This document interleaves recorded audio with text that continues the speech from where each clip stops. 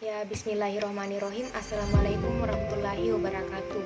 Saya Mia Islami Askal, mahasiswi dari Universitas Negeri Makassar, pendidikan guru sekolah dasar dari kelas 27E. Di sini saya akan mengerjakan salah satu tugas mata kuliah saya, ujian akhir semester mata kuliah Demokrasi dan HAM.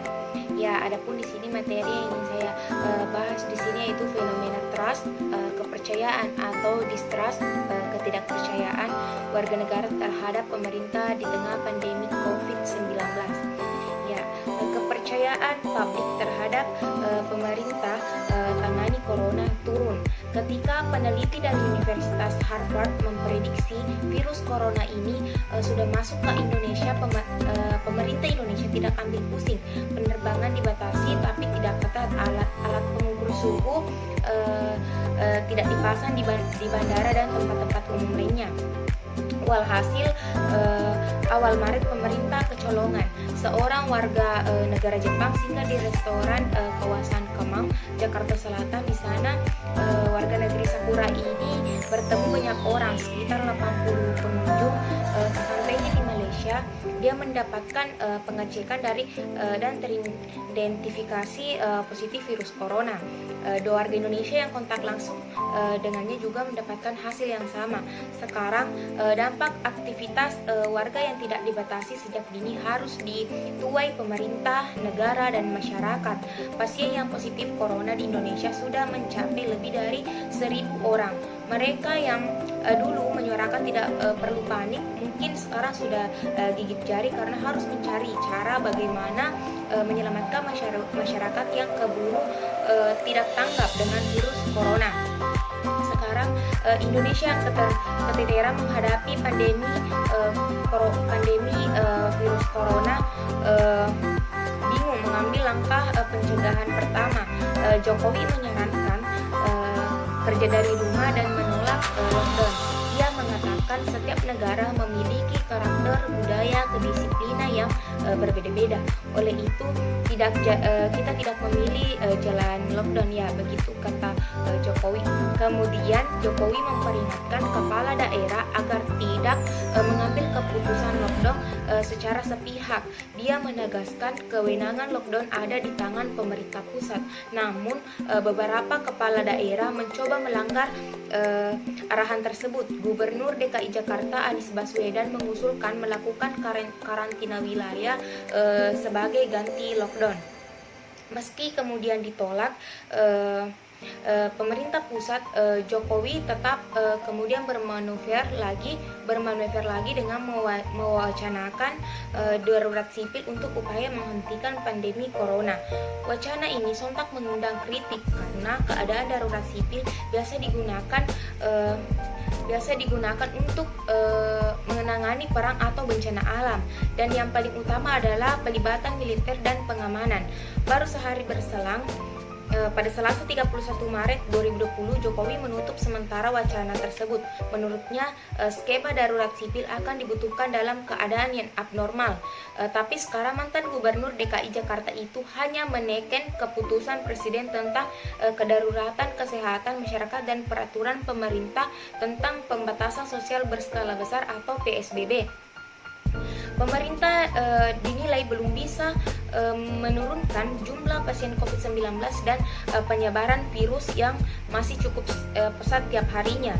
Hari pertama pembatasan sosial berskala besar atau PSBB di perbatasan Kota Banjarmasin, Kalimantan Selatan, Jumat 24 April 2020, tingkat kepercayaan publik terhadap kemampuan pemerintah mengatasi pandemi corona dinilai semakin turun.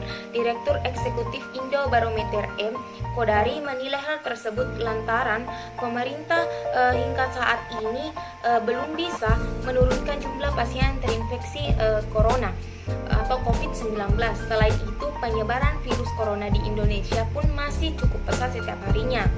ada dua faktor hingga saat ini belum bisa ditangani pemerintah karena ada beberapa dimensi yang belum dikerjakan pemerintah secara optimal. Dimensi pertama berkaitan dengan upaya pemerintah melakukan penelusuran kontak pasien positif secara agresif dan sistematis. Dimensi keduanya berkaitan dengan upaya pemerintah secara massal, pemeriksaan secara massal. Meski Jokowi sudah menargetkan 10.000 pemeriksaan setiap hari, saat ini hal itu sulit untuk dilaksanakan sebab pemerintah masih terkendala minimnya alat PCR di berbagai laboratorium. Tak hanya itu, ada keterbatasan reagen untuk pemeriksaan menggunakan metode PCR.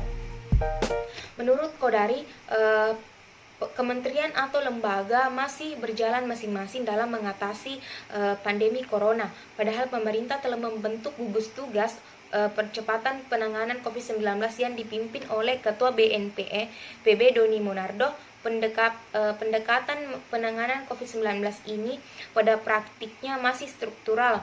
Kata dia, selain itu dimensi partisipasi publik juga masih belum dikelola dengan baik oleh pemerintah.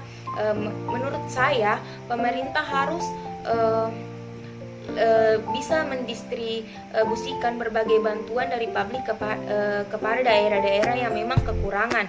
Pemerintah perlu memperbaiki penanganan COVID-19 di segala dimensi. Dan juga saya pernah mendengar berita bahwa Jokowi sudah menyiapkan bantuan dan skema pemulihan ekonomi bagi masyarakat dan perusahaan yang terdampak pekerjaannya karena menghentikan aktivitas selama pandemi corona. Beberapa diantaranya adalah diskon dan bebas biaya tarif listrik selama 3 bulan ke depan. Nah, hal ini saya alami. Saya benar-benar alami bahwa di rumah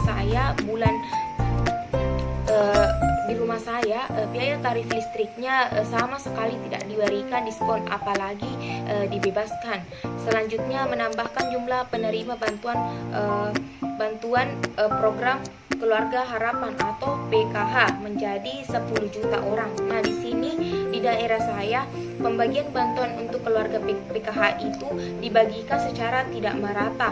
Nah, saran saya bagi yang masyarakat, kita juga harus menyadari dari diri kita pribadi bahwa bagaimanapun upaya pemerintah untuk membasmi wabah COVID-19 ini, jika bukan dari kita pribadi yang sadar akan bahaya virus corona, maka saya rasa kita akan kewalahan seperti yang terjadi pada saat ini.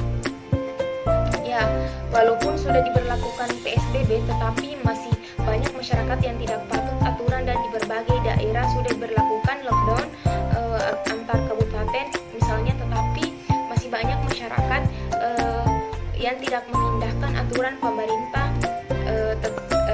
Misalnya dilarang mudik tetapi masih saja nekat untuk mudik.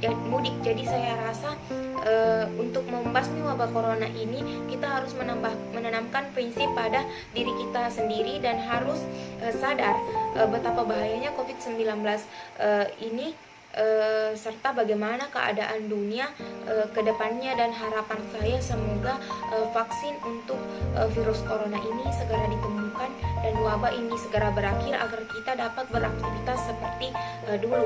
Ya, terima kasih. Sekian dari saya, lebih dan kurangnya mohon dimaafkan. Assalamualaikum warahmatullahi wabarakatuh.